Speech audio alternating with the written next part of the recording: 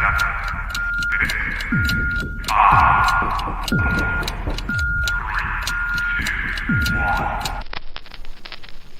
is the difference between being punk and being a punk? We are here to talk some punk rock, some music, comics. Punk culture, DIY shit, anything we want to talk about. That's what fascinates me. Give me everything. Absolutely everything. I find that music and comics have always been intertwined. Muckspout. Chicks dig it. Don't worry. Here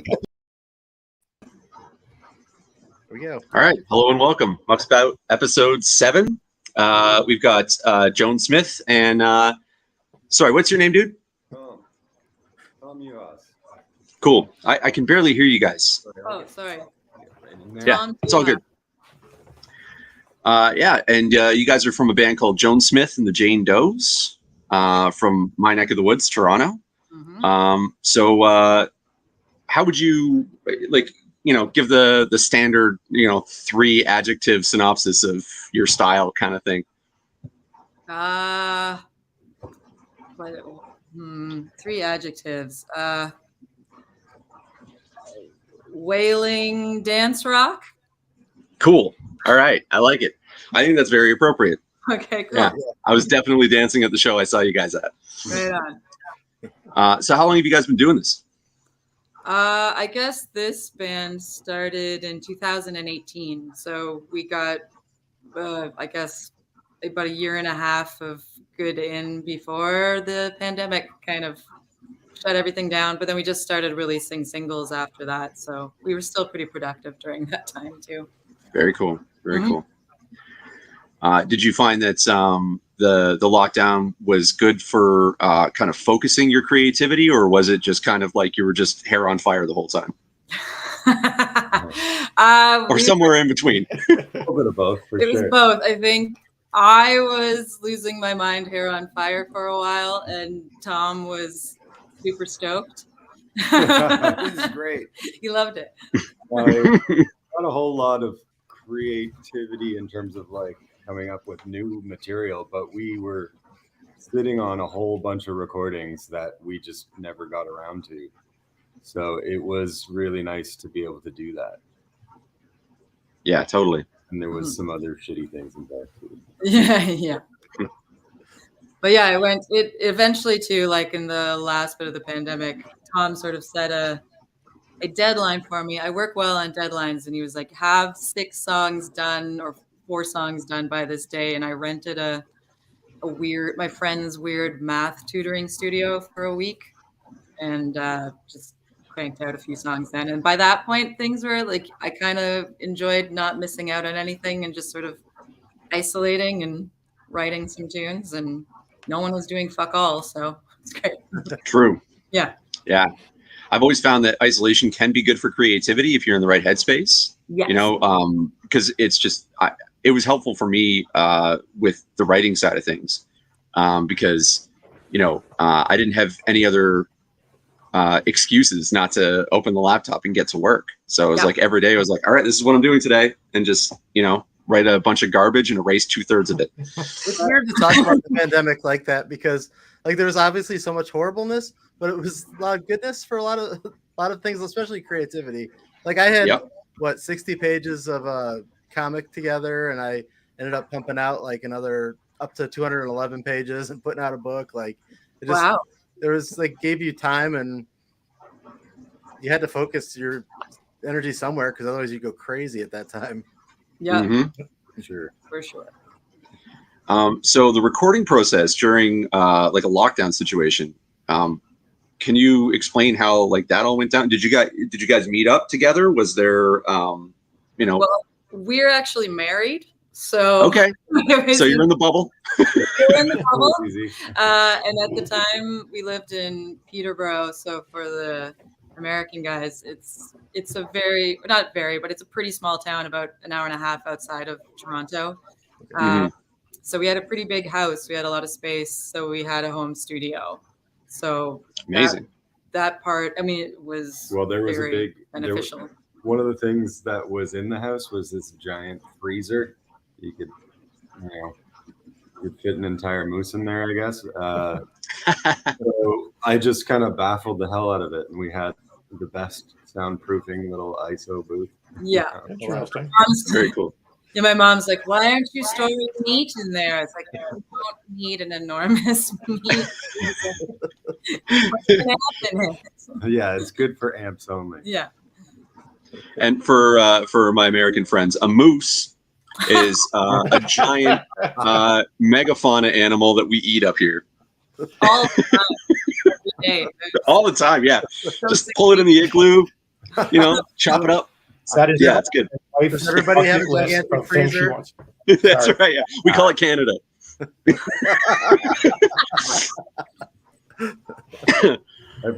Yeah. So how? Sorry. Go ahead. Every apartment has one. It's, Yeah. Yeah. Exactly. Yeah. It has to be at least moose size. That's the standard here. Yeah. Yeah. So you guys have, you're married. So this musical thing has been going on for a while with you. Like, how long have you guys been doing it as an item and also individually? Oh boy. Well, as an item, I guess it started with the Jane Does. So it did start in like 2018. Otherwise, I mean, I guess I've been at it since maybe 2009. I used to have a band called Little Foot Longfoot, which did a bunch of stuff, and then started playing for some other people. And Tom's been doing this for longer. Yeah, I mean, I guess I don't know. I started playing pretty young, and then met some people in high school and started some bands. And we were into some pretty hilarious shit. There's a lot of Steely Dan, like a bunch of high school buds learning Steely Dan songs for some reason. Nice. But yeah, was really into Dinosaur Jr. and Very cool. and Wood. Like, got really into jazz and stuff like that, and went over to the bend and just learned all the scales I could. Yeah. There's I think amongst musicians, there's sort of an unspoken connection between jazz and rock and roll that, like, I found that non-musicians don't necessarily have the same understanding of or appreciation for. Like when I talk to people at shows and stuff like that come up after we're done, I don't know if you guys have the same experience, but they'll be like, oh, what kind of music do you listen to? Like, what's your influences? And I'm always like, old school jazz, but also, I think we lost Eric. Oh. Yeah, I'll say like old school jazz, but rock and roll, hip hop, metal, punk, all that stuff. And they're always like, jazz. Like none of the other stuff surprises them, but jazz are always like, huh. So how do you find the welcome back? How do you find the connection is between those two? Because I guess it's a little bit difficult to see at first glance. I guess, like, I don't know, music music in general, I guess, not even specific to any of those things. So I don't know, you can never really know how people approach it exactly or where they came from. It's just kind of what ends up coming out. Right. There's like always people that you meet that we meet all the time and that we've worked with that have different types of ways of learning, but if there's a way to make sense of that, and that's always just what needs to kind of happen. But I don't know, what's the connection between jazz and rock and rock and roll? Because I find that if you were to listen to like an old jazz record, like Herbie Hancock, that kind of thing, and then listen to say Rage Against the Machine, they don't seem to have much in common. Right. But I guarantee you that those guys listened to jazz and that was a heavy influence on their stuff, Sure. So it's more, this is something that we're exploring in the podcast a fair amount, is like how genres are kind of they can be more trouble than they're worth sometimes. Yeah.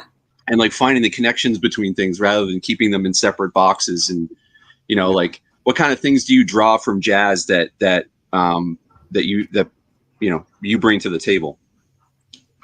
Well, sorry, I was going to go back just on that thought of Herbie Sure. Hancock, is just like just looking at his career and the way he's created music from the 60s, I guess, until like Rocket, and being like one of the first guys to really cross some of those boundaries into like electro rock jazz. Yeah. You know, like some of those Headhunters grooves, like that for sure. That's got to be coming. Like a lot of hip hop and a lot of, you know, eventually rage is going to be coming from that approach to playing the drums. You know, so all of that, it definitely all seems pretty intertwined. Like thinking about jazz, most people think of jazz as like, I don't know, an elevator music-y kind of thing. Yeah. But Yeah. but there's fast shit, you know, and you could like sample 4 bars and that's essentially what's made up like a lot of 90s hip hop. That's true. And the things, you know, and that sort of sound is exactly what pretty much every rage drum beat is like. True. You know, That's true. That is true. Yeah. Very true. Yeah. There's definitely some swing to you know, modern hip hop and R&B that I think, you know, that for me the connection is clear. But I do find, you know, you only get access to the things that are in front of you in a lot of ways, and because musicians tend to be seekers and music lovers tend to be seekers, our horizons are a little broader. But there's you know, I learned this about art when I was in university, because I took an art history course, because I was like, art's cool, history's cool, I'll try both, you know. And you know, when you start following the line of how everything developed, you're like, oh, this makes perfect sense. But if you look at Picasso and you look at, you know, like a cathedral next to each other, you're like, how did this even, you know? Right. So I'm always curious how people, like, what things people pull from different, because like you said, everybody comes to the table with different influences, but similar ones as well. But they draw different elements from it. Mm-hmm. So, what are the main elements that you know, the Jane Does pull from? Do you think? Yeah, I mean, I guess like since originally Tom and I do come from very different backgrounds, because he's like an educated musician and I'm very self-taught, whatever. But so like what I pull, it's interesting, like when we pull out different things from each other. But like I think one of the first things we bonded about was that we both loved Queens of the Stone Age and the Vultures.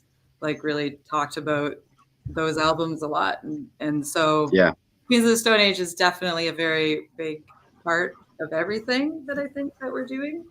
And then from there, like my specific influences, like I'm just like Jack White's always going to be in the back of my mind, or you know, all his different incarnations. Like Dead Weather's Dead Weather's an easy one too. It's like there's a lady singing and there's rock. Of course, that's invariably always going to be a thing that'll happen. Is that ladies who sing influence. Yeah, for me, those are the ones that are in the back of my head all the time. And for you? Yeah, well, I guess like just thinking about more of the elements of some of those styles of music. It's like when we started playing together, I think we really sort of naturally kind of musically in a performance kind of way, we naturally started clicking on our sense of time, you know, so the way we feel a song and the way that a song kind of grooves.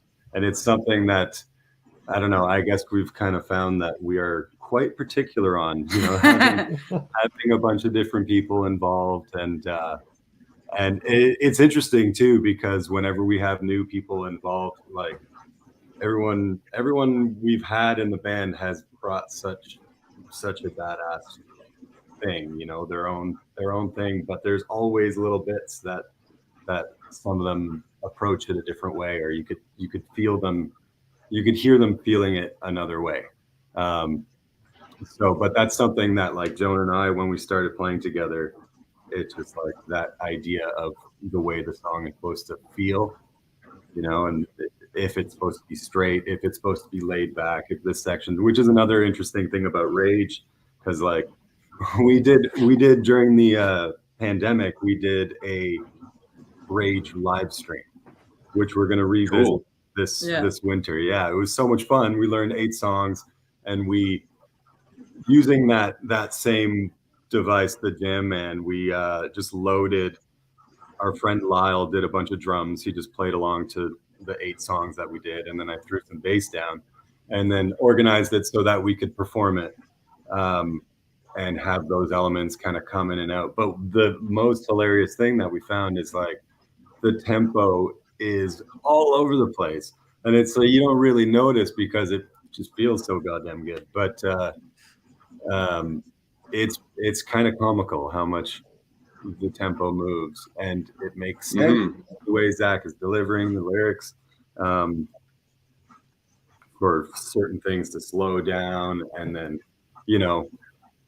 sometimes it's kind of like really light and funky, and then it just drops into really heavy sludge, so that's the kind of shit that like whenever we're playing with new people, that's the most important thing, is just like the way it feels and where the time is sitting. So are the Jane Does essentially like the core, like you two, and then you bring in other people to fill around you? Exactly. Yeah. Okay, cool. Yeah. So like Tom is the Jane Does, basically. But then when we play with other people, they also become the Jane Does. And so he's not anonymous, really, but yeah. What are the pros and cons of having like a sort of roster of musicians that you work with? Because most of the bands that I've been in, especially as a drummer, it's like when people find out I play drums, they're like, I want you to be my drummer forever. Yes.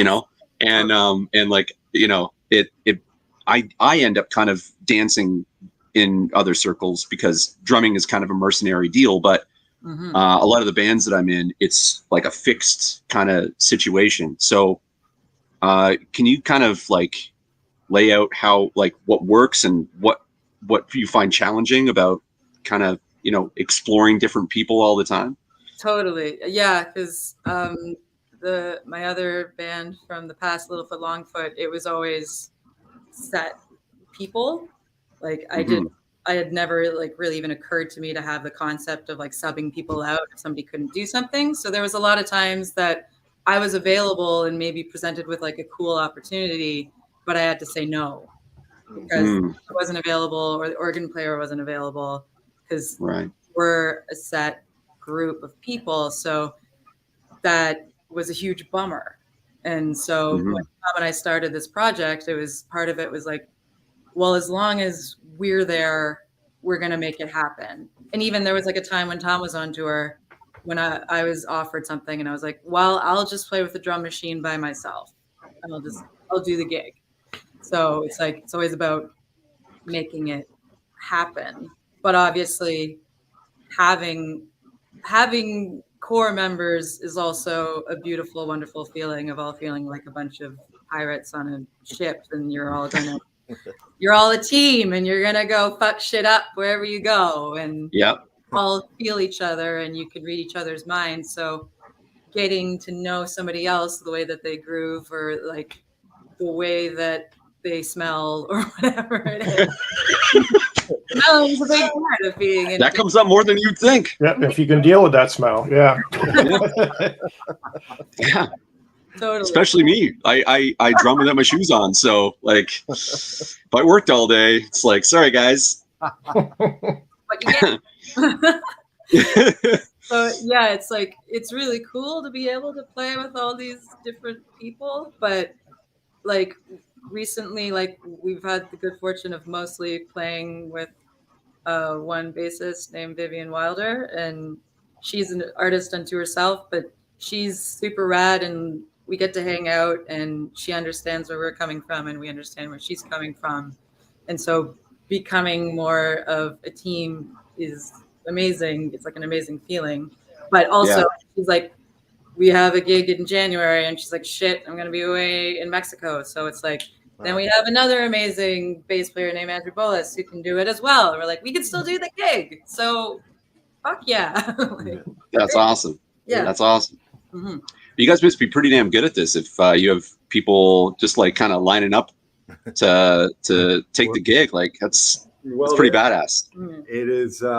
It's more like we have a lot of pals that play music, and it would be nice to have a band that is one thing, but they're all busy as hell. Yeah. So it's like there's a certain insanity that you have to, you need to be willing to sacrifice a lot of things to dive into this idea of making original music, especially this sort of style these days, because it is, it's just tricky. It's just tricky to make the whole thing work and to see any gains.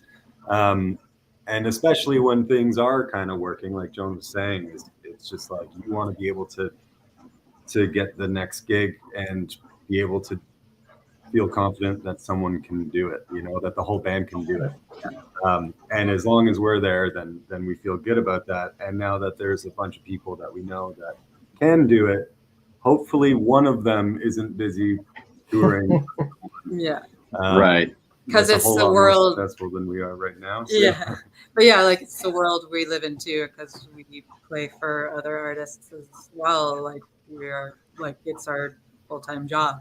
So right. We're juggling whatever we can to, like, we want to be like this would be what we always want to do if we could. But the world of original music is, as much as we want to be in it for the money, it's not mostly the case. So we do what we do. Yeah, that's something that I have that insanity too, and I don't really understand it. I spent the last 12 years gigging in Toronto trying to figure out why the hell do I keep showing up for these gigs? Like, I can't help it. Yeah. Yeah. Like when I tell people, I'm like, it's a compulsion. Mm-hmm. Yeah, we're fucked up then. Yeah. Yeah. Yes. Yeah. So what is it? So, go ahead. I was just going to say, I think that's like the same thing. Eric probably can speak to this. Is any creative, any writer, any like artist, anybody, you're drawn to it because you have a passion for it and you want to do this. So like you said, it's, do you want to get out of it sometimes because it's a pain in your ass? Fine. But you're going to keep doing it because fuck all if you can, get the hell out of that. It's just a mindset and you love it. And you do it. So for sure. What is it that you like? Could you quantify what you get out of it though? Is there like, because for me, it's like the feeling of being on stage and hearing the crowd react after a song ends. I'm like, best drug in the world. I don't need anything else. Yeah, totally. Oh, yeah. When you're connecting with a crowd and everybody's having a great time, there is absolutely no better feeling. And then thinking about it the other way, it's just like anytime there's even a break from performing, whether it be like we got to write some songs or whatever, or go away for this amount of time, there's certainly a feeling that's just like you start maybe, I don't know, making weird decisions, drinking a lot more, just like I need this fix. I need to get out there and you get the itch, so yeah, definitely. I never appreciated what performing live did for me to the full extent until the pandemic, and when we hadn't done it for months and months, and then it's like I did feel kind of dead inside, and it was only when I started having a few gigs lined up that I was able to get on stage a few times. It's like my body started functioning again, even there's just, I was so in this like potato mode, and like the only thing that like could get me out of potato, it's like I can go to the gym, I can eat healthy or whatever, but it's just being on stage is what makes me feel alive. And you did a lot of live streaming during the pandemic, right? So yes, like that, that's not even like comparable, is it, to being on stage? Like, Oh, it was no. seeing weird. the number of how many people are watching, but not seeing the people watching. Yeah, I mean, we made it work, and it gave us a sense of purpose, and it was good. But oh my God, I don't want to have to ever do that again. Really? I think that's Yeah, I really actually, speaking of what Eric was saying earlier about, that there was some silver linings to the experience that we all went through. And one of them for me was I finally had an opportunity to see the real difference between watching the show and being at a show, Yes. and like how that feels. And like I realized there's a thing that happens when everybody's in the room together. That it's just, I don't know, it's the soul. I don't know what it is. Even from an audience perspective, I was feeling starved, and it was so cathartic going to those first shows after things started to open again, because it was just, music is such a balm to the soul that it just heals.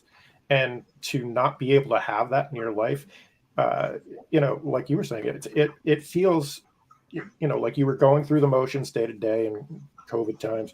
But if you're not out there and actually enjoying life, you don't realize how depressed you are until you're allowed to break that mold. And it's, it was amazing seeing my first band out again. So totally agree. No feeling like that. Like, we would be watching like YouTube videos of live concerts that happened in the before times, just to be like, oh, remember, look at all those people. Just right. Have a nice time. It's like, but like, versus like, oh, I'll watch my favorite band do a live stream in an empty studio and it sounds pristine. It's like, that's fine, but I want to sit in front of 1,000 people. Like, I want. It was weird seeing even bands that rented out an entire hall. Like I saw the Hold Steady played at the Brook and Bowl, and it looked like a normal set. And then you go to the part where there should be applause, and it's just silent, and they're panning across, and there's like 3 people that are working the cameras and stuff, and you're like, oh my god. Yeah, it was like a tumbleweed. It's so weird because it's so rocking during the performance, and then you're like, what the fuck? I need that applause. I need to hear other humans. Yeah, it's so weird. Mm-hmm. Yeah, it just feels really weird to be like, wah! And then you stop, and then there's just silence. And you're like, oh, let me check the computer. I need to chat with someone. Emoji. Right. For me, it reminded me of like, when I was younger and I first started getting into like going to live shows and that kind of thing. So many times I would go to see the headliner, and there would be an opener there that was like, holy shit, those guys are awesome. And I would look them up afterwards, buy their album and whatever. And I would listen to the album, and I would always be like, it's just not the same, because my first experience of them was like, they were in front of me. Yeah. I could look into their eyes. And after that, it was like the studio just didn't feel the same, But, speaking of studio, how would you, because you guys have been doing this a while, like, how would you describe the difference between sort of the recording and the studio process and the actual figuring out songs in front of a crowd of people and seeing what sticks? Like, in terms of like how do we go about finishing the song based on how it feels between either us or how the audience reacts? Yeah, like, is the audience a part of your calculation, or? Actually, it hasn't been so far. We've just been trying to get our.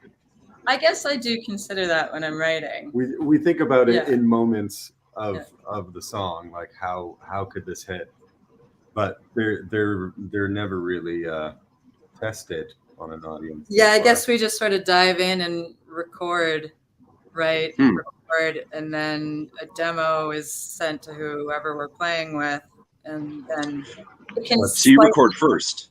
Yes. Oh, cool. It's pretty much a recording first situation before it's a working out in front of an audience situation. There are certain things to certainly learn once in front of an audience, and I'm always concerned about like how much can I sing and then how much can I play, and what the best way I can perform and emote in between. So, and I'm still figuring that out. But there's a couple of songs that like I'm playing guitar on the recording, but I like now I'm like, no, I don't want to play guitar on this song. I just want to be the front person for the song and just deliver it, because musically everything else is being covered anyways. So yeah, that stuff is more of figuring out in front of people. Yeah, the way we go about it live for sure. Yeah. Well, this last batch of tunes that we haven't released yet was kind of the first time for this project that we've been able to just get everybody in a room. So we got 5 of us in a room and just kept playing the songs until they kind of started to work, you know? It was good because there was a lot more physicality. Like Joan was singing all the lyrics and everybody was moving around, and it's like really not until, again, like everyone is sort of feeling it the same way that it started to make sense, which is something that can, you know, has definitely got us into problems with previous recordings, you know, when you're trying to do it very, I guess, on a budget and very like fail-safe studio styles, you know, where you're building it all. Like there was some live elements to recordings before, but for the most part, like we just keep the drums and then rebuild from there, you know. So it was exciting to work that way for this next batch. That's do you find that there's some songs that evolve as you rotate in and out different members playing with you? Like does that add or change anything in what you've got? That they're evolving. I mean, I guess it's like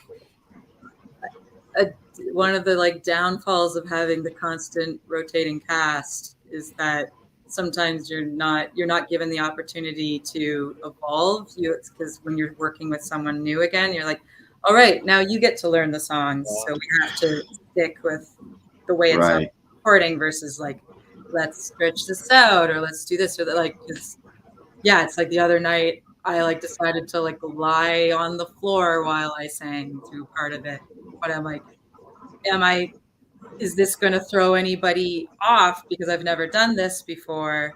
But yeah, like, and that's one of the things that if we get to like tour over a long period of time, that would be rad. But so far, only Tom and I together have been able to build that language where we could start fucking around. But then meanwhile, we've been with the tracks. So we're stuck with the tracks, obviously.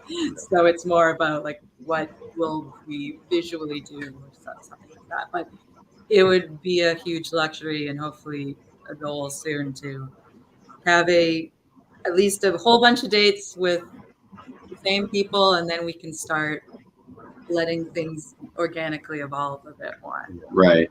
Because we haven't actually done that with these bands. No. But yeah, no, things are there. You know, that's sort of a thing that happened the first time around is we recorded these songs and then started playing them, and then they started changing and feeling better, and it's kind of just like, oh shit, I wish that was a part of the thing that we did. But certainly having different people, like I think when we were going into this recording, I was talking to Joan about like maybe for this song we could have these guys, and then that song we could have these guys, and like and it's even like this section, maybe this guy could do this It's one. like, oh my God. It was God. getting insane, you know, so. Right. Yeah, let's see, pull that off live. Yeah. Where are you going? Hey, like this Trevor jumps in. Yeah. It's like, this is getting too much. Yeah. But there are certainly things that, you know, when different guys play it, different sections sections of songs can feel different, and sometimes that's totally rad. I mean, it's all good. It's just kind of like it's just a little different. Yeah. How do you know when to stop though? Because like what you said about like, oh, you get real granular about how you're going to put things together. It ends up looking like that pyramid in the Lego movie. You know what I mean? Where it's like just all these arms and like a satellite dish and stuff. Like, how do you know where to go? I think we're good here. Yeah. I mean, I'm always I'm always more willing to just be like, it's okay. It's gonna be fun. Like Tom's brain will go and go and go. Yeah, that is like, that's always the worst part of the whole thing for me. You know, is when you're like, here it is, everything's there, right? It's all. Yeah. And then I always find that like I'll dig and throw a bunch of shit at it, and then most of it will just kind of end up, you know, going away at some point. You just keep one little element, but that was again like another big part of approaching it more as a live recorded situation, where it's like, it's nice when you could play it together with everyone, and everyone kind of naturally fills these spaces in that you would otherwise be thinking about, how do I fill these spaces in? And then something spontaneous happens, and it's just so much better than you could ever dream up, really, you know? So right. So it is the goal is like, how stripped down can it be? How do we get rid of every element that doesn't need to be there, you know? Yeah. Editing, like in writing, was like the best writers know how to edit themselves. Right. Yeah. Yeah. Neil Gaiman said that, the first draft is for figuring out how the story goes, and the second draft is for making it look like you knew all along. Right. Yeah. Yeah. So, you guys have new tracks that are going to be recorded soon. Is that the idea? They're almost all done. We just have a little bit more to finish up, some harmonies and some guitars to finish up, and get it mixed and mastered, and it'll hopefully be out in the first half of 2023. Oh, great. Yeah. Yeah. So, the million-dollar question of the 21st century: EPs or albums? Well, we have 6 new songs, but we have also been throwing out the idea, since we released so many singles during the pandemic. None of them have hard copy. None of them have a hard copy, so we could potentially just crush like the one side of all the new songs, and then the other side is all the singles, and then it is an album, because so far we've only released an EP and singles. So maybe we'll release the whole thing as an album. I don't know. We have to decide. It's a great idea. Yeah. That has my vote. So. Yeah, that has your vote. Yeah.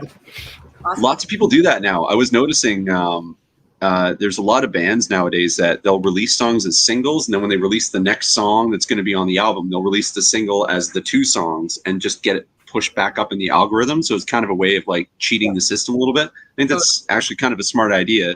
If we're going to, if Spotify is going to be the way everybody does things, we're going to have to find a way to make this work, Totally. Yeah, exactly. Yeah. And it's like, I mean, who knows what our listening habits are compared to other people's, but it is nice to just download a full album and then put it on. So it would be great to have a lot of people who haven't heard the singles, like, okay, now you've downloaded the whole album. If that's how people listen to albums, I don't know anymore. It's like you listen to them on the subway on your phone with like the speakers on and annoy people. I don't really know. Yeah, that's another thing that I started thinking about a lot when, when in the before time, in the dark times, was that I realized that the audience isn't, like, they're an essential part of the process. I didn't really think about it before. I was like, I got to get people out to my show, but it's like, no, it's their show too. Like, now I'm kind of realizing that. So finding an audience is always such a weird thing because it's so organic. I always find it funny when you play your first couple shows with a band and you get off stage and someone goes, "You remind me of so-and-so." And you're always like, what? Okay, I'll take it. And you kind of find out what you sound like from them, Right. So finding an audience, how do you know when you found what you're looking for, and you can see it in the crowd and how they respond and like what kind of feedback they give you? Well, I mean, I guess speaking to what you were saying before, I think we kind of just like jumped in and embraced that idea of of having associations with other sounds that have come before, you know, and that it's for a band that's kind of like starting out, but feels like you kind of have something, and you want people to be there, and you want people that understand and enjoy the things that we're trying to make, you know, the sounds that we're trying to, and the feelings that we're trying to put out there. And you know, for us, that's like people that like to move and you know, feel something that is like heavy and powerful. So what we started doing is doing these shows that are just, like I said, embracing those influences. So we did this 20th anniversary of Queens of the Stone Age. So it was just like, well, why don't they Songs for the Deaf? Yeah. So why don't they be the headliner? Except we'll perform it, and then random people will come because of that, but we'll play our set beforehand. And then so on December 8th, we're doing it, same thing with Rage. And it would be really funny and fun to just really fuck it up and do like a Kate Bush night or something. Yeah, we're always like rolling over. But yeah, it's like Kate Bush would be a tough, like, I don't know if you're bringing in Kate Bush fans out, how many of them would be into our music. But at least so far with the Queens one, it went really well. And I think it paired up well with who came out to see both. Yeah. I think you might be surprised because, I mean, you guys like Kate Bush and you also like your music. So, you know, it might not be that rare. Yeah, maybe not. Maybe not. Yeah. So just to keep it, so it doesn't have to be so steeped in all the same types of sounds. You know? Yeah. Rage sound too similar. But. Yeah. So you guys got any questions? Yeah. So as far as songs go, I know you covered a Nirvana song that was a great cover. Thank you. So going back to, but you also had a song that came out during the pandemic about horny for pandemic. Is that yeah. And how did that come about? A lot of people were singing about pandemics at that time. It's actually something I wrote with a band I had in college called Slutty Slutty Bang Bang. You actually you never say the name of the band. No, but I don't know if we never actually recorded. That was kind of like a song that we performed maybe in the last 2 shows or something.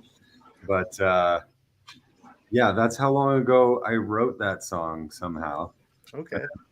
And it was kind of just sitting on the shelf, and Joan was just like, well, you got to finish the song because no one's ever going to listen to it after this goddamn thing. Yeah, we were on like a fucking we were like a Skype hangout with a couple of friends having drinks over Skype. Yeah, and then Tom brought that up, and then we were all like, yeah, this needs to happen. Like, never be released after this point. No one wants to hear the word pandemic in a song again. like it's ever. True. So it was like it happened. That's not making the album, right? Yeah.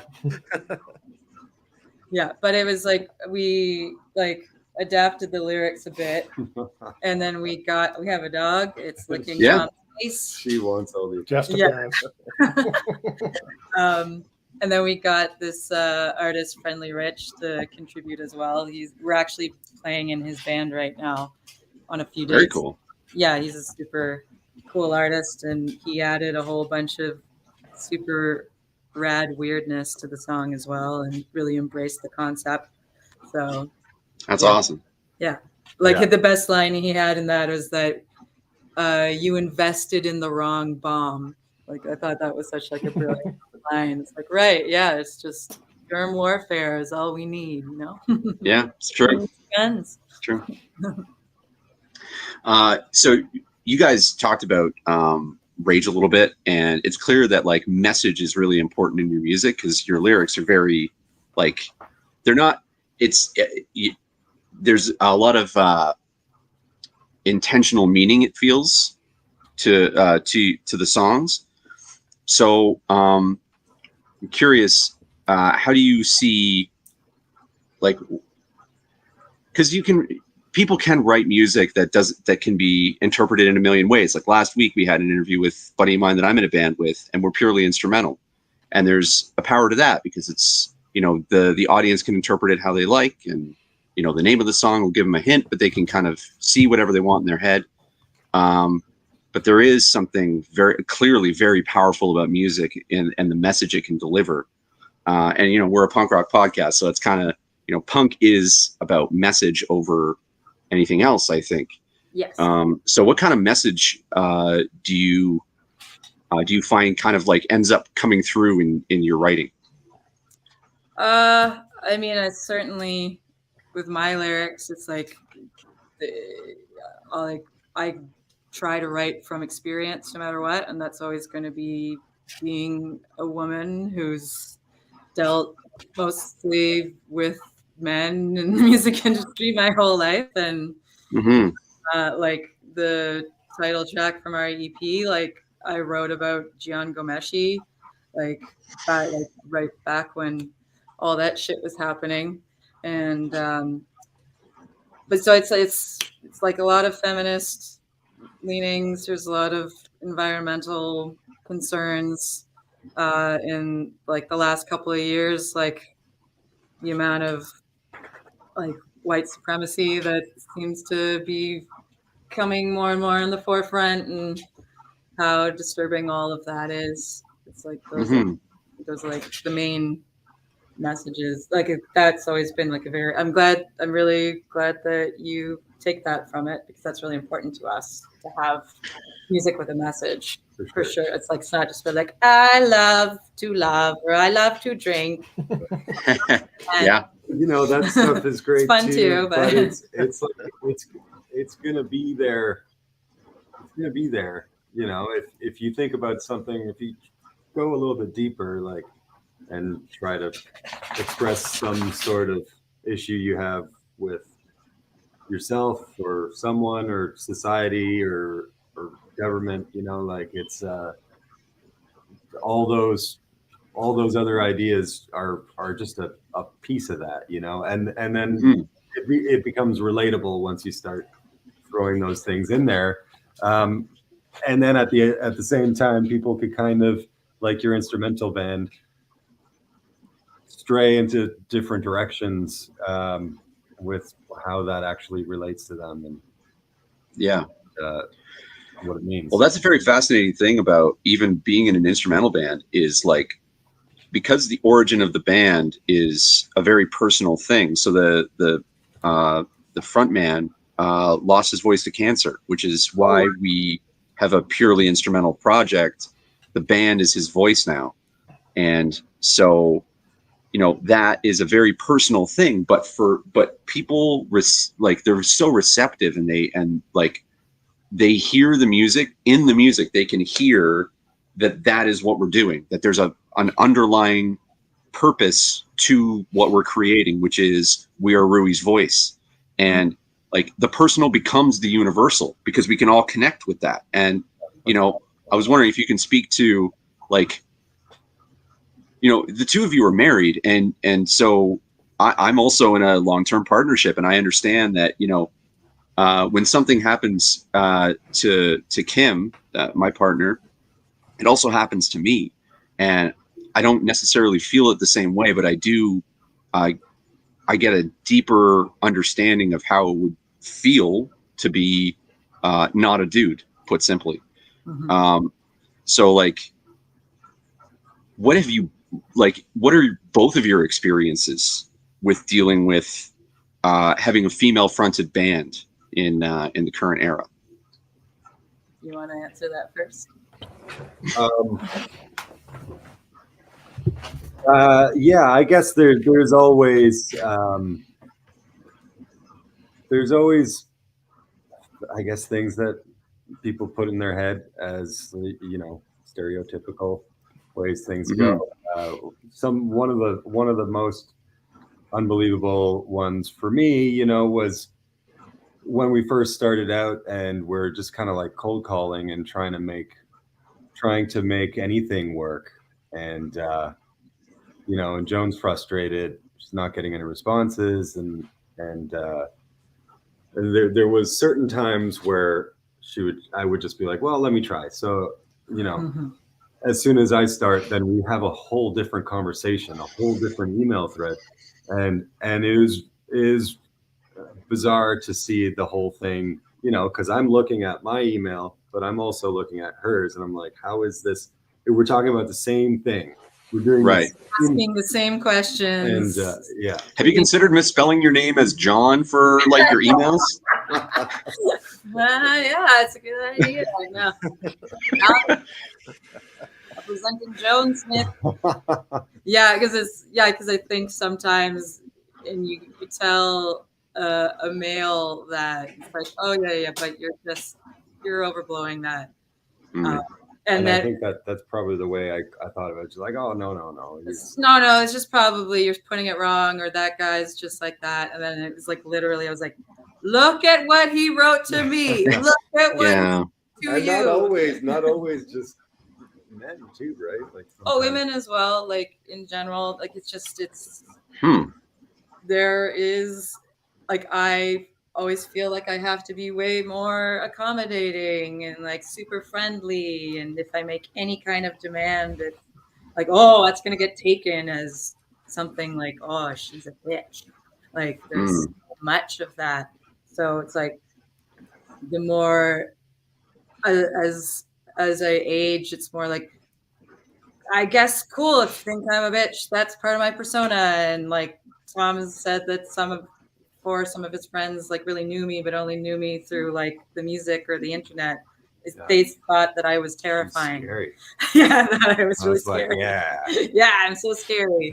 Like in real life, I'm mostly goofy and introverted. So, but like, cool, let's run with the fucking I'm terrifying because I have an opinion. And well, that I can relate to because I'm a gigantic dude, and so like men and women equally are both are like, hi, and you know, I also have to kind of like change my posture and speak a little more softly, to you know, not come off as an ex-con, you know, because I have a bit of an intensity to me. I know that.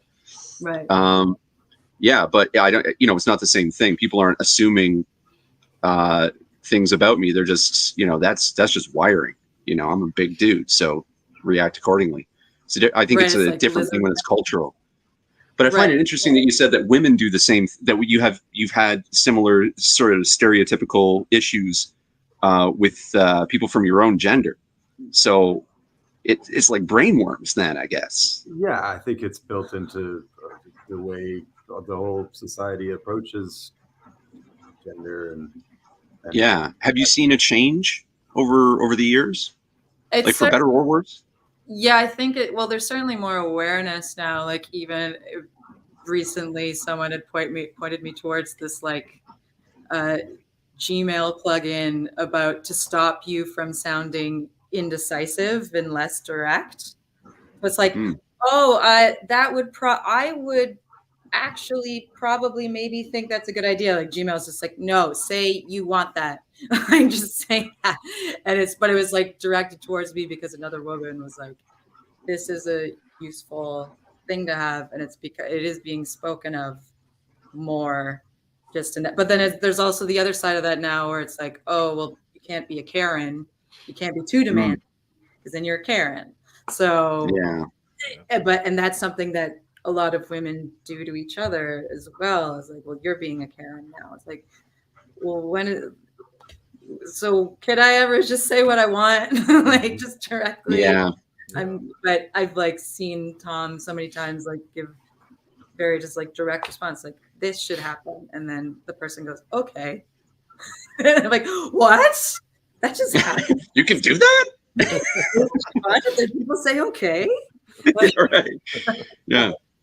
It's weird. Yeah, it's like a societal thing, and I think people are becoming more aware of it, and that's great. But I mean, like, meanwhile, I'm still a white woman, so I have lots of easy paths that I don't have to deal with a lot of the things that a lot of other people. It's true. Do. Yeah, that's true. Do you find that still rears its head from time to time as well, though? the the specter of skin color at a show, because I found that like I came up early, and it was mostly white kids in my town, so it wasn't really something we had to think about too much. But we did have skinheads show up, and they were not welcome. And we made it very, very fucking clear. Like, it was a general rule that if someone shows up and they seem like they might have Mein Kampf in their back pocket, it's like you come over and you go, "Hey man, what are you doing here?" And you make it very clear that they're not allowed in. Right. Have you run into anything like that? Ooh. Shows or anything? Or? Fortunately, I don't think we've encountered anything that awful at a show. I mean, not at shows, yeah. Yeah. I see that kind of stuff happen more often than it should, for sure, or which is at all. But right. But I don't ever encountered anything like that at a show. No, it's like, I mean, like, we were in Budapest earlier this year. Oh, cool. There, and we played a little show there. And very cool. There was this very weird, creepy old man who was like lurking around, who like immediately would, like, as soon as we walked in, just sort of like pinpointed us and started like immediately too close and being like, yeah, just like trying to hug like immediately and all this stuff. And we were both just kind of, and like, I have a safety with Tom, like, he's my partner, he's a big dude, so I can just sort of go over and be like, okay, I'm okay. But that guy went up to a group of like young students, I think it was like partially like a student bar as well, and went up to these young ladies, and there was this awesome young Black woman, and she just ripped into him. Like, I mean, like, don't fucking touch my friend. You're a fucking creep. I just said all the things that I wanted to say, but I don't feel like I can because I was playing. But then she like turned to me right after. She's like, I love your music. It's so good. And I was like, oh, this is the like most disturbing moment. It's like the two best things that could possibly happen at the same time. Yeah, you're the coolest human, and you also like our music. Oh my god, that's amazing. So great. I'm like, yeah, like, she was just, I loved seeing that, because maybe it was also like, it doesn't happen very much in Toronto. I don't see like calling out other people that directly, just like, fucking stop, you're awful. Like, just don't go away. What was it like playing in Europe? Was it like similar deal, or is there like a different vibe there with the music scene? Okay, yeah, I mean, there definitely would be. I guess for that, we've both spent a lot of time there with other projects, but not so much yet with this band. We're trying to do that, but this one was kind of just because my brother's living there. He managed to get us on. It was like a collection of like blues artists or something, and because he knew the presenter, he was happy to have my brother, just put something forward. So we did just a couple songs, really. Yeah. But in general, Europe really does seem to embrace rock a lot more. Like, I've toured with a rock band up there, and it's like people do seem to lose their minds way more than they do in Canada, at least. What do you think is missing in the Canadian scene? Oh. Yeah, worms. Let me count the ways. Yeah. Yeah, there's a lot of differences for sure. I mean, the whole geography of it fractures the way anything is actually feasible in any kind of tour. So that immediately fractures the whole thing. And then it's like, one really funny thing about Canada is like, you could play a club show and then the next day play, I don't even know what to describe. Like a milk crate outside Kensington Market. Yeah. Or like some really stuffy thing where like for some reason, Yeah. you know, I don't know. It's like the way it's promoted is not is as fractured as the geography of the so I find, I mean, when I've toured with other artists, I've never been on the side where I'm like dealing with people promoting or even booking shows, but it is similar to the way I guess the festival circuit would work here, even just when you're doing shows.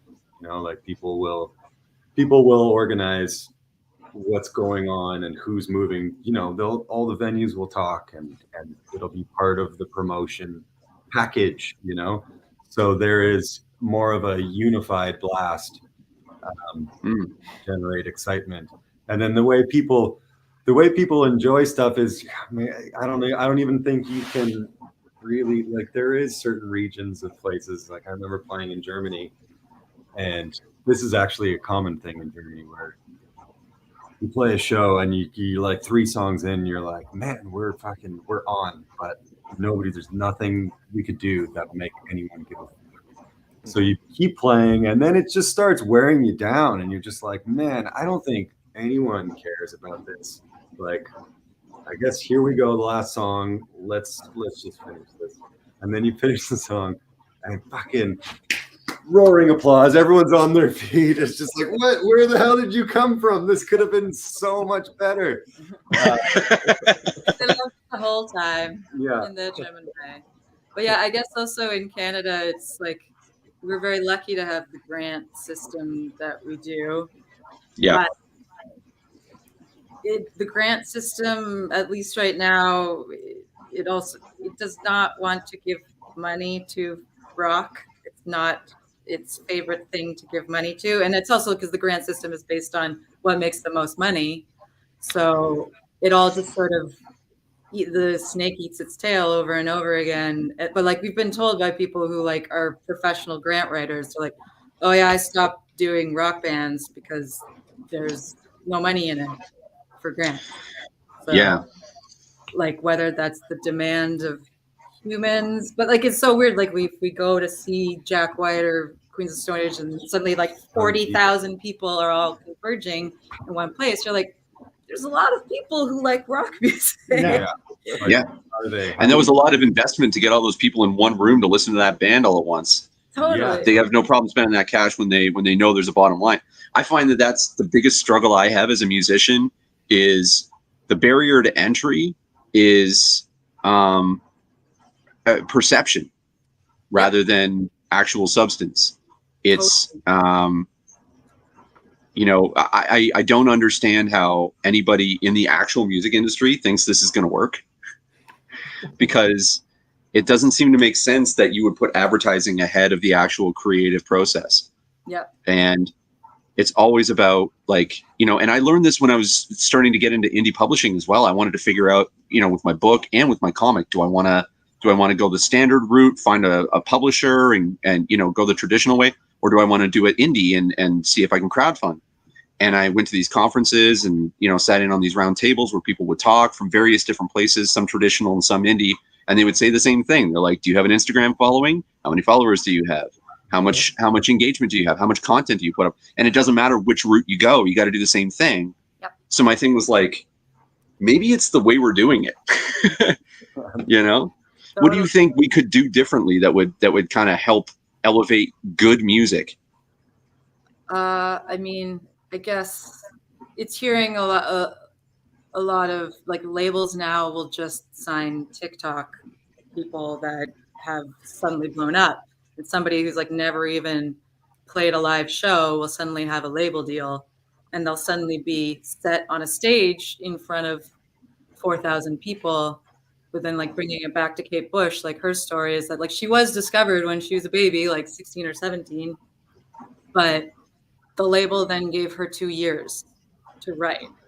Mm-hmm. Like, here's the money, go write stuff and develop. And then, like, that's when she like learned how to dance and do all this weird shit and like become this super weird, intriguing human. But if they had been like, cool, you can play piano and sing high and you kind of write weird stuff, like what songs would we have ended up with from her and how long would she have existed? I don't know. Yeah. If the world actually gave these kids or adults or whoever like is blowing up a little bit of time, like you need to go work on it now, just because somebody loves your shit at this moment. Like 6 months from now, no one's going to know who you are because you don't have anything left to stand on. Right. Been given. But imagine you had a magic wand. Mhm. What would you change to make the system a little more accessible for those of us that are trying to climb the mountain? Either or both of you. I mean, it definitely, a lot of these, a lot of things that have worked in the past in rock and roll and punk rock and everything else is community, right? So it's like having a mutual space where you can work out with your peers and just like enjoy each other's company and build your music off each other, like, and we're trying to do that a little bit with some of our pals, like Vivian, who's in our band, has a great band as well, Vivian Wilder, and Asa Wands, and sometimes their drummer Jody joins us as well. Like, we're trying to do some of that, and you could see how it's more effective for even just artists to talk about each other rather than just talk about themselves. I'm going to talk about myself. I'm going to talk about myself. I'm going to talk about myself. So like, instead of, just from the ground level, from the artist level, if there was a little bit more support for each other and just like honesty into like who should be sonically on the same bill or whatever, just like having a curator to deal with that. And I mean, like, all of it is, I do find quite a bit that like when there is something interesting coming through town that like needs an opening slot, that is such prime. There's only a handful of people to even ask how to work that in. And and it does. It's that as well seems like it's fractured from community, whether there's label interest or whatever else, or just like I don't even know. But it would be nice if things were presented in more of a package somehow. I mean, like, I understand what you're saying about the community. Like it always seems to have been a ground up thing. When you ever think about the great movements in music, it was ground up. Yeah. It was like, I always go back to grunge, which is like the reason that grunge was so big so fast is because no one gave a shit about Seattle. And so they were just like, screw it. Let's do it ourselves. Totally. Yeah. And they just hammered it out, like playing shitty little, I mean, I've just finished the Mark Lanigan autobiography and Tom's going through it right now, but it's like a Bible of grunge music and everything that he's describing in that community. They're all in that together. And yeah, I mean, it's a different time. It's like, if I could wave a magic wand, it would be 1991. Like, that's my magic wand. But otherwise, I guess my biggest wish is that it wasn't that question of how many followers do you already have. Yeah. Because it's like, especially like, I don't want to be on TikTok 10 hours a day creating content. I want to be playing shows or making music. And how are you even supposed to make good music if you're spending all your time on TikTok? Yeah, being like, this was my day on tour. My day on tour was spent staring at my phone. Right. Yeah. It's wild that community is a problem in a time of such great connectivity. Indeed. That's true. Yes, totally. Yeah. Well, and it comes down to the venues. It does seem like, especially after, how messed up things are going financially, it's hard for venues to stay afloat, right? So they either just are all cover band all the time, or DJ and whatever, or some of the ones that were kind of like a community building spot didn't last or had changed their format, and Alma Combo.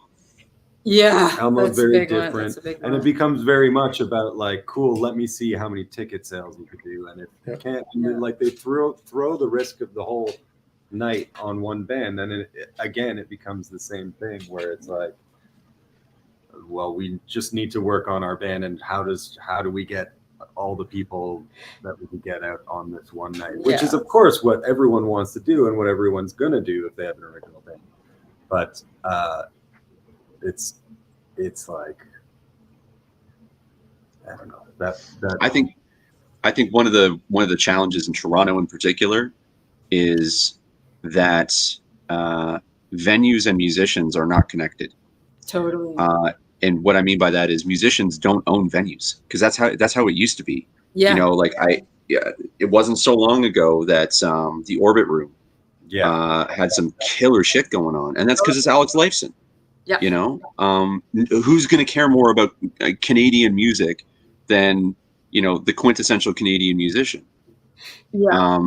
Right, and I mean that place definitely is one of the ones that I had in my head. Like Tim Wilson, the guy that was managing it the whole time, was inviting all the musicians. Like most of the time, if you're a musician that played there, then like the door person would know you. Everyone knows each other by name. Everyone spent time hanging out together. So you walk in and it's like, it's not even a question. It's like, oh yes, come, you're home. Let's have a drink. You know, like it's like an episode of Cheers. Totally, yeah. And then like there used to be an awesome Monday night that happened at like a restaurant in Parkdale, and it was amazing. It was like like Monday night is the musicians' night off, and then they would have this rad band play, the Skyliners, and it was so cool, like such a scene. But it hasn't come back since the pandemic, apparently because the landlord of the building didn't like that it was so busy. It's like, like what are you supposed to do? Like, I mean, what are you even doing? Yeah. You know, like, what is your job exactly? Yeah. I'm sorry, you're too successful to pay rent here. Like, what? Like, you better pay like thousands of dollars, but I want you to do it silently. That's right. I want you to run a restaurant bar venue, but silently, with nobody coming here. Right. Like, what are we supposed to do? My God, that makes me want to go find out where that guy lives and just like put on a show on the sidewalk in front of his house. Every day. The show starts at 2 a.m. and it doesn't stop until 8. Yeah. Yeah. We're going to make a community right here in front of your fucking house. All right. Do you guys have any other questions? We've definitely crossed the hour mark. Yeah. So you have a show coming up on Sunday. So if you want to plug that at all. Totally. Yeah, so that's one of the ones that we've been doing with Rich, who's on Horny for Pandemic. Yeah, that song really kind of sparked a whole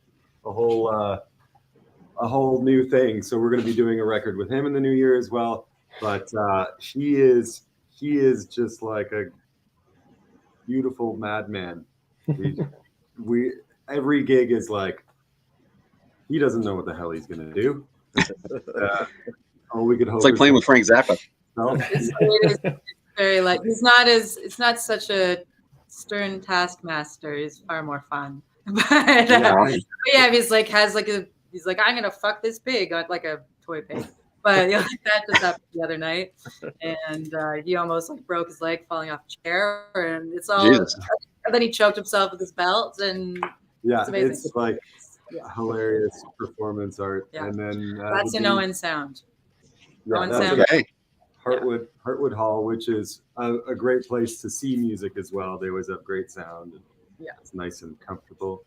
But yeah, and then we'll be playing with him again the next night at the Painted Lady in Toronto. So beautiful! Awesome. I love that place. Yeah. And then we'll be in Hamilton on Sunday at Doors Taco Joint. Metal Bar. I love Doors. I've never been I'm excited to Yeah, go. for sure. Excited to check. Oh, it's great. Yeah. I love playing there. The like thrashy kind of punk band that I was in before, they played there, and it was like there was multiple things going. It was like kind of a showcase with a bunch of different bands going on all at once. And they set us up like basically in the space where the bathrooms were. And like there was like a dresser and a lamp. It looked kind of cool, but like they just set us up in kind of the doorway ish, and they were just like, yeah, okay, go. And we're like, all right, and like we deafened everybody that was trying to go to the bathroom that night. That is some punk rock shit. I don't think you'll have to do that. I think they have a stage, but We'll see. I don't know. yeah, we'll see. Well, thanks cool. for joining us tonight. Thanks for having us, guys. Yeah, thanks so much. Yeah, this is a great conversation. Yes, very much. It was a lot of fun. Sweet. All right. And all right. That's a good time, guys. Yeah. Time. You guys got Fantastic. anything going on? I know, Ben, you have a show coming up, right? Yeah, we do. December 7th at the Bovine Sex Club. Okay, want to make sure I still have the right graphic up. No, that's right. That's the one. Man, you're on top of everything, man. I don't even have to check. I know, right? I tried. Yeah, I know you're killing it, dude. Yeah, it's gonna be a great show. We're so excited. Like, we are more than ready. Every time we practice, I'm just like, I can't wait for people to see this stuff, man. Awesome. And the album will be coming out the same day, so you can check it out on Spotify for those fine people that can't afford a plane ticket to Toronto. I know it's because crazy. we're huge. I don't know if you heard. We're huge in Toronto. That's right. So when obviously, if you're not too huge for us at some point, Eric and I will have to make our way up to Toronto, and you'll have to show us around. I'd love to go back to Toronto soon. Oh yeah, dude. I would love to have you guys. We could do a live show. We could like just wander the streets. I know all the awesome spots. The places I don't know, all my friends know. So we could definitely make something cool happen. Yeah, I would love to check out the scene up there. I went up there. I've only been up to Canada once to visit friends, and we didn't do any music at all. So, wow. Yeah, so it would be wonderful to be able to do a little tour with Ben. So, my favorite Toronto live music story is I was working for this terrible job where I was like a production manager for a company that did juice cleanses. And the woman that ran it was terrible, just really exploitative. But I met a lot of really cool people.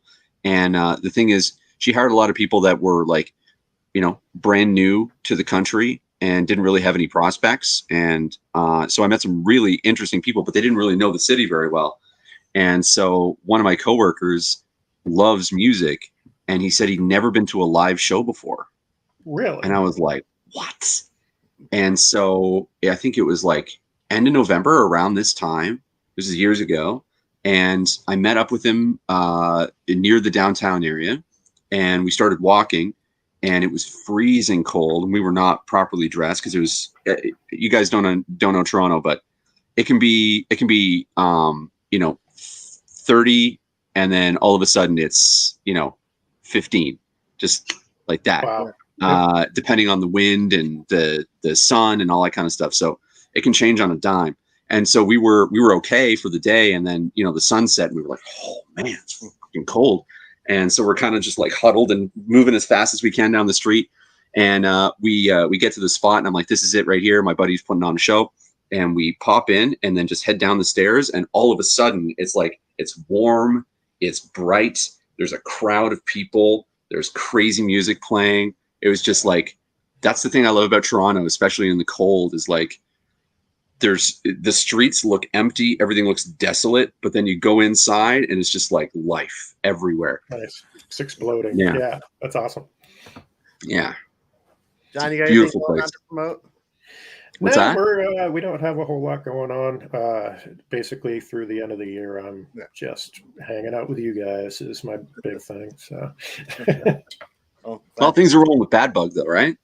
yeah. I think we got Mike's got Vanya going on right now, issue 4, I think, and then that's one of the ones that makes me blush because it's a mature title. So I'm not involved with those as much, but I did get asked for a couple opinions on the latest issue.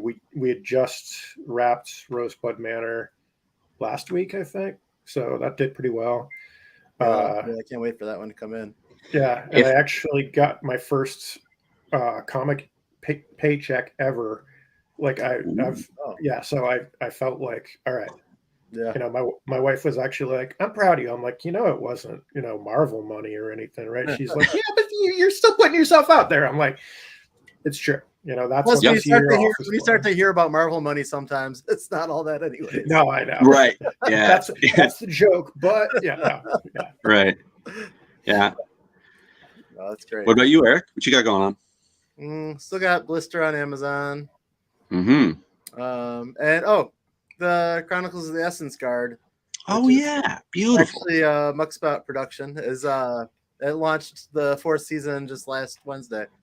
Awesome. Yeah, and we're doing it monthly for a while. We're doing it monthly for a while, so there'll be a drop sometime in the middle of December. But cool. Yeah, it's been about a year since we put one out, so it's pretty exciting getting that moving again. Yeah, very cool. And then if anybody wants to subscribe, we are on all these things. So find a service and hit the subscribe button. Yep. We would appreciate it. I mean, you can just keep listening every day or every week. It's all good. You should listen multiple times. In fact, if you're not going to subscribe, you should listen at least 3 times before the next episode. Yes. That's the deal. And we'll be watching. We're going to know. I have friends in the CIA. I'm gonna keep track of all this. Is there a Canadian equivalent of the CIA? Yeah. I know nothing about like the Canadian Secret Services and stuff. It's called CSIS. It's kind of a convoluted thing, actually. So I know a lot about this stuff because I did some research on the history of law enforcement in Canada. I don't know if this has been mentioned, but I got my ass kicked by cops years ago. And so like, I definitely hackles were up and I started looking into things. And originally we have a federal police force similar to the FBI. And I think it was a similar thing in the States during around World War II, there was no FBI. There was just the Secret Service kind of thing. And then they split it into the CIA and the FBI after the war was over, so that they had domestic and foreign. And we have the same thing. So the RCMP, the Royal Canadian Mounted Police, which are like Dudley Do-Right, the guy with the hat and the red jacket. Those are the actual police. Yeah, they're adorable unless you need a pipeline moving through a native community, and then they're not so adorable no more. But and the foreign intelligence is called CSIS. It stands for Canadian Security and Intelligence Services, I think. And they get themselves in all sorts of hot water all the time. I don't even know who pays their bills. I don't know who's in charge. No one ever knows this shit. It's crazy to me. But it'll just be CSIS stepped in hot water again. Something bad happened. I'm just which one of these is about to come knock on your door because you're talking shit about them? Probably both. Okay. It'll be a CSIS agent and 4 RCMP officers. Yeah. Okay. It's all right. How you doing, guys? I pay your bills. Don't worry about it. Just tell them they can go on any of these services and subscribe. That's right. Yeah, at least subscribe if you're going to arrest me, okay? Yeah. Can you get that out before you get tased or whatever? Do the Canadians hold tasers? I don't know. What do they have? Yeah, we do. No, we have polite shock collars that we put on. Okay. And so when you cross the line, they go, please don't do that. And then they ask you 4 times. And if you don't do it, then they shock you. Okay. So it's not a holster with a rabid beaver like I've heard. They just throw that at you. No? Okay. No, the rabid beavers are for, that's only Quebec. Okay. Very regional. I got you. Yeah, totally. Yeah. Yeah, we're not all the same, John. I am not racist against Canadians. I apologize. It's been fun, guys. Yeah, always. Put this one to bed, though. Yeah. So who do we got for the next one? My buddy Josh Caterer from the Smoking Popes. Nice. Amazing. December 8th. We'll be chatting. That'll be a great time. Fantastic. And I think he's going to do some tunes for us. So Awesome. Wicked. All right. Thanks for tuning in. Make sure to subscribe. And there's my son. And Rodcast.